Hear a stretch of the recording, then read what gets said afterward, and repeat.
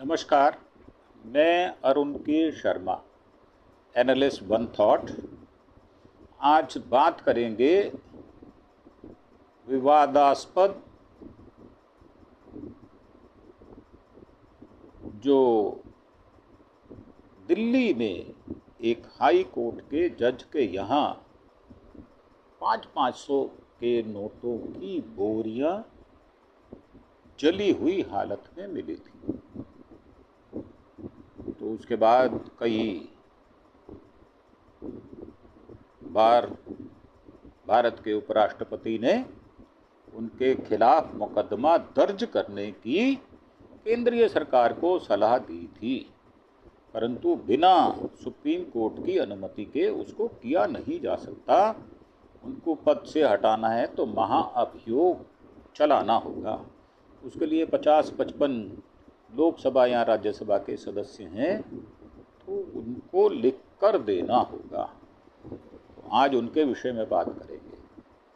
उससे पहले हम आपसे एक प्रार्थना करना चाहते हैं कि आप हमारे चैनल अरुण के शर्मा एनालिस्ट वन थॉट को सब्सक्राइब अवश्य करें। पिछले 8-10 दिन में हमारे पास 20-25 सब्सक्रिप्शन भी नहीं आए। क्या कारण हो सकता है ये तो आप बताएंगे हमें। रोज़ 5-6 एपिसोड हम अलग अलग विषयों पर आपको प्रस्तुत करते हैं।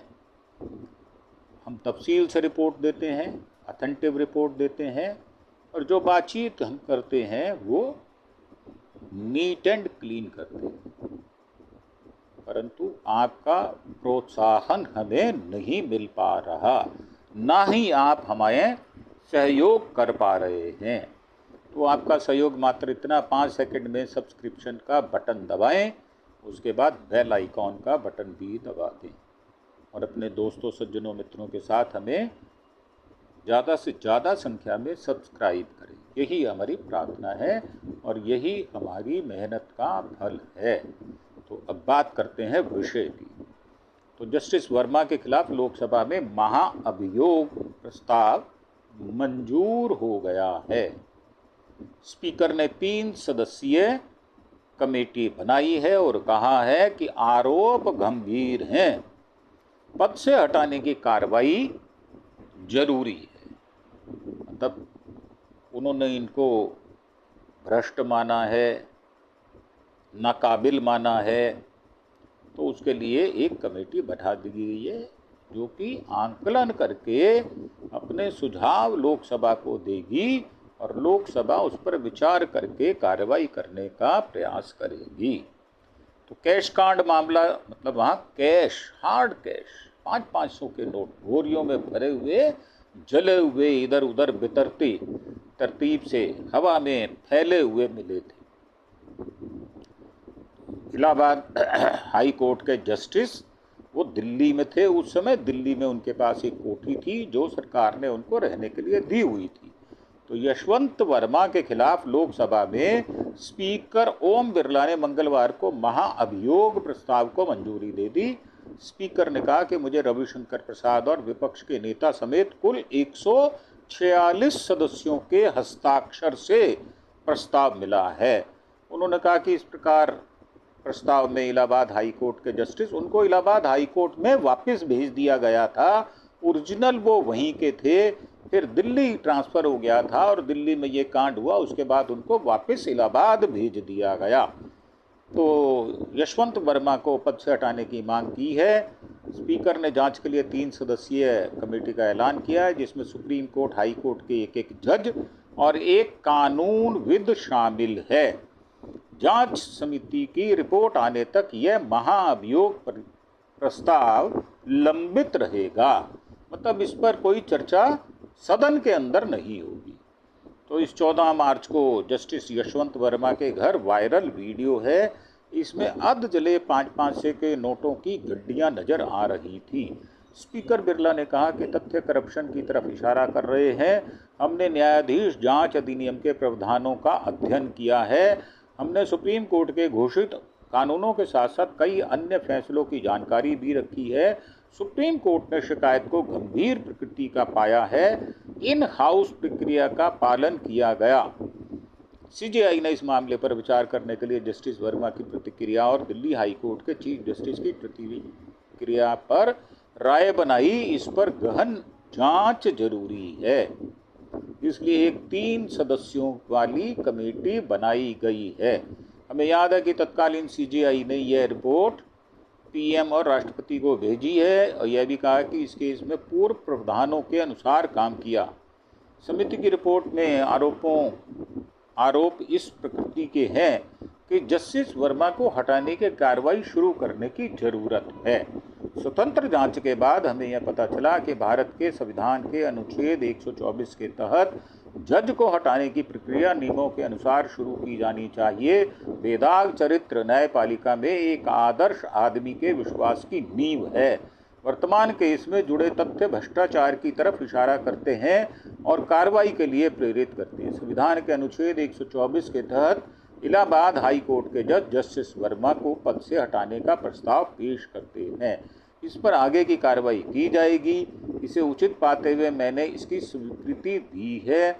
मैंने जस्टिस वर्मा को पद से हटाने के आरोपों की जांच के लिए 3 सदस्यों की कमेटी बनाई है। कमेटी में सुप्रीम कोर्ट के जज justice Arvind Kumar, Madras high court के चीफ जस्टिस मनिंदर मोहन श्रीवास्तव और कर्नाटका हाई कोर्ट के सीनियर एडवोकेट वी आचार्य शामिल हैं। तो ये जो कैश कांड है जस्टिस वर्मा के खिलाफ, तो सरकारी आवास में आग लगी, बंडलों में जले नोट मिले। 14 मार्च को रात करीब 11:35 पर जस्टिस यशवंत वर्मा के दिल्ली के सरकारी आवास में आग लग गई। तब वे दिल्ली हाई कोर्ट में नियुक्त थे वहाँ पर, और दिल्ली फायर सर्विस DFS की टीम पहुंची, आग पर काबू पाया। उन्हें स्टोर रूम में 500 के जले नोट के बंडल से भरे बोरे मिले। उनके घर या स्टोर रूम में कोई नकदी नहीं थी। साजिश के तहत फंसाया गया है, ये वर्मा साहब का कहना। 21 मार्च को कुछ रिपोर्ट्स में दावा किया गया कि मेरे घर से 15 करोड़ कैश मिला था। जस्टिस वर्मा ने अपने बचाव में ये दलील दी है। 22 मार्च को सुप्रीम कोर्ट कॉलेजियम ने जस्टिस वर्मा का इलाहाबाद हाई कोर्ट में वापस ट्रांसफ़र कर दिया था। और जस्टिस वर्मा कैश कांड में जांच में दोषी सीजेआई ने महाभियोग प्रस्ताव लाने की सिफारिश की। 21 मार्च को दिल्ली हाई कोर्ट ने इंटरनल इंक्वायरी शुरू की। हाई कोर्ट के चीफ जस्टिस DK उपाध्याय ने इंटरनल इंक्वायरी के बाद सुप्रीम कोर्ट को अपनी रिपोर्ट सौंप दी।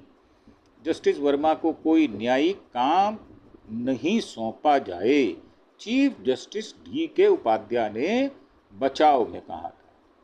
तो 22 मार्च को 2025 को CJI संजीव खन्ना तत्कालीन उस समय थे। जस्टिस वर्मा पर लगे आरोपों की इंटरनल जांच के लिए 3 सदस्यीय समिति बनाई थी। साथ ही कैश की जांच रिपोर्ट सार्वजनिक कर दी थी। इसमें कैश का वीडियो भी शामिल था, वो भी सार्वजनिक कर दिया गया था। 3-4 मई को जांच कमेटी ने सुप्रीम कोर्ट को रिपोर्ट सौंपी। इससे जस्टिस यशवंत वर्मा पर लगे आरोपों को सही पाया गया और उन्हें दोषी ठहराया गया। 8 मई 2025 को जस्टिस वर्मा और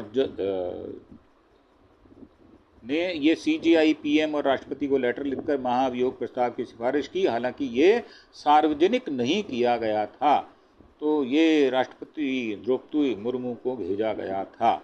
19 मई को जस्टिस वर्मा केस की जांच कर रहे पैनल की रिपोर्ट सामने आई। 64 पेज की रिपोर्ट में कहा गया कि हाईकोर्ट जज यशवंत वर्मा और उनके परिवार के सदस्यों का स्टोर रूम पर सीक्रेट या एक्टिव कंट्रोल था। और यहाँ 14 मार्च की रात आग लगने पर बड़ी संख्या में 500 के नोटों के अध जले नोट मिले थे जो बोरियों में भरे हुए थे। जांच पैनल ने प्रस्ताव रखा, जस्टिस वर्मा को हटाएं, उन पर आरोप तय करने के लिए पर्याप्त सबूत हैं। अब तक 6 बार लाया गया है जज के खिलाफ मानहानि मतलब महाभियोग का प्रस्ताव। तो भारत में आज़ादी के बाद अभी तक किसी भी जज को महाभियोग इम्पीचमेंट के जरिए हटाया नहीं गया। हालांकि महाअभियोग प्रस्ताव करीब 6 बार लाया गया, लेकिन केवल 2 मामलों तक अभियोग पर सार्थक बहस हो सकी, लेकिन कोई भी जज नहीं हटाया गया।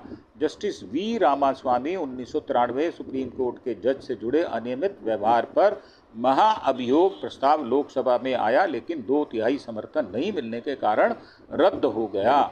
जस्टिस सौमित्र सेन 2011 कोलकाता हाईकोर्ट के जज का धन पर गबन करने के आरोप लगे थे। राज्यसभा ने महाअभियोग प्रस्ताव पास किया था, लेकिन लोकसभा में बहस से पहले ही उन्होंने इस्तीफा दे दिया था। जस्टिस पीडी दिनाकरण 2011 भ्रष्टाचार व पद के दुरुपयोग के आरोपों के चलते प्रस्ताव पेश हुआ, लेकिन वे इस्तीफा दे चुके थे उससे पहले, इसलिए प्रक्रिया आगे नहीं बढ़ पाई। Justice JB. पारदीवाला 2015 आरक्षण पर विवादास्पद टिप्पणी के लिए महाअभियोग प्रस्ताव लाया गया, लेकिन बाद में विवादात्मक टिप्पणी हटने पर यह रद्द हो गया था।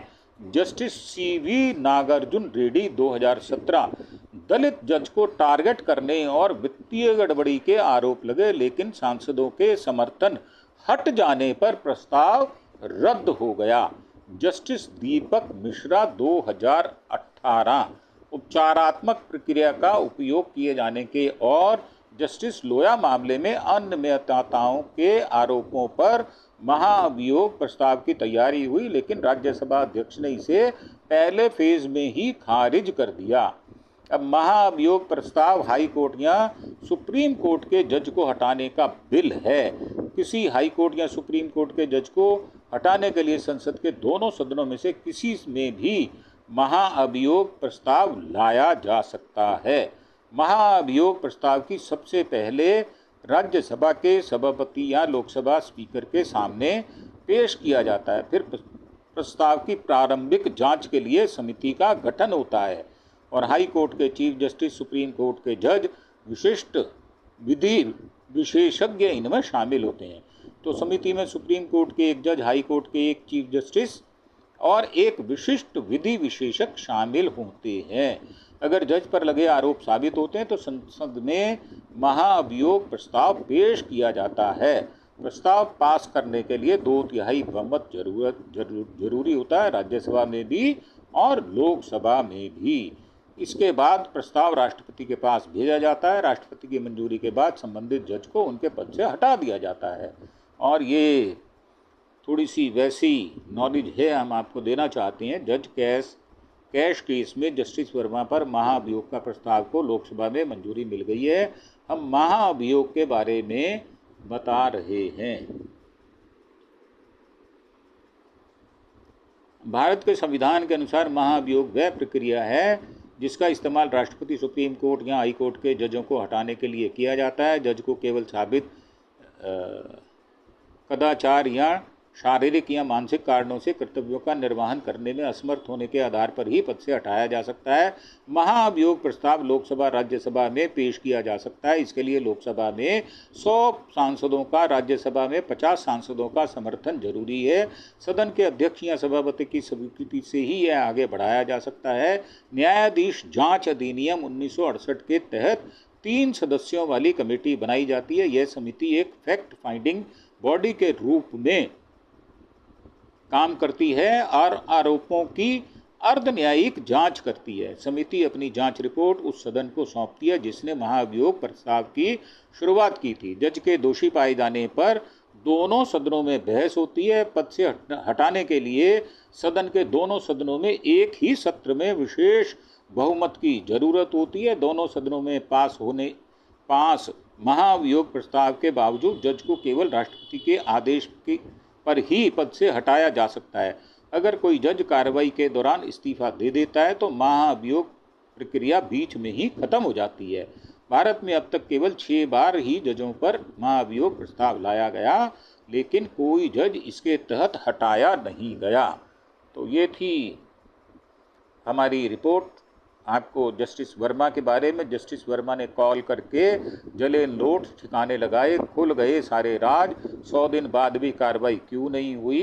तो ये जस्टिस वर्मा के घर में जले नोट का ढेर मिला। 100 दिन पूरे हो चुके हैं। 14 मार्च की रात करीब 11:30 बजे फायर ब्रिगेड को जस्टिस वर्मा के 30 तुगलक क्रीसेंट बंगले के स्टोर रूम में आग की सूचना मिली थी। आग बुझाते हुए वहां अधजले नोटों की गड्डियां दिखाई दी थी। अगले दिन नोट भी गायब हो गए। इस मामले में कई तरह से सवाल उठे थे। तो ये थी हमारी आपके लिए रिपोर्ट। कैसी आपको इस विषय में लगती है ये रिपोर्ट, तो आप अवश्य बताएं, नीचे कमेंट बॉक्स में जाएं और अपने विचार प्रकट करें। और इसके साथ ही आपसे विदा लेते हुए एक प्रार्थना कि आप हमारे चैनल अरुण के शर्मा एनालिस्ट वन थॉट को सब्सक्राइब अवश्य करें, क्योंकि आपका पिछले 8-10 दिनों में हमारे पास सब्सक्रिप्शन बहुत ही कम संख्या में आया है, जिससे हमारे मन को हतोत्साहित हुए हैं। तो अगर आप चाहते हैं कि इस प्रकार की सूचनाएं आप तक पहुंचें जो कि ऑथेंटिक और सटीक होती हैं, तो आप हमें ज़्यादा से ज़्यादा संख्या में सब्सक्राइब करें और साथ ही बेल आइकॉन का बटन भी दबाएं।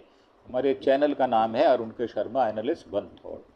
इसी के साथ आपसे विदा लेते हुए धन्यवाद। Thank you. जय हिंद, जय भारत।